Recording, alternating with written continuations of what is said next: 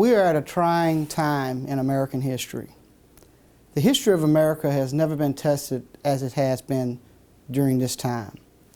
Yes, we have a new president, a new administration, and yes, many aspects of the country is divided. But we have to remember that we are a republic that stands together. We're one country, one nation under God. I want to encourage my fellow citizens to stop the bickering, stop the hateful talk. At the end of the day, we're all human beings. We should all be standing together, working together, looking at our differences and having conversations and not being so critical. So many people I've heard put down both President Trump and former President Obama. These two individuals have offered themselves for public service. And even though we may have fundamental differences of how to lead our nation, we should remember the principal founders of this great nation put plans in place for the governance to work together, for the House, the Senate, the Executive, and the Supreme Court to work together. The painful, hurtful feeling with many that experienced in this last election needs to be put to rest. We need to find ways to build bridges. We need to find ways to get affordable health care. We need to find ways to educate our children, protect our seniors, and support our veterans. It is painful when I hear citizens put down one group, particularly people define political parties as far right or left, when most Americans are just in the middle. Most Americans think about their children and making sure they're at school and they have a roof over their head and clothes on their back. Most Americans are thinking about how to better their lives.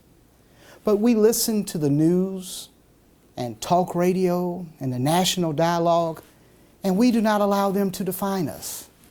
We of the Christian faith and the faith-based community understand the desire to be a good citizen is predicated on what we believe. We believe that man has the responsibility to reach out and to be a good neighbor.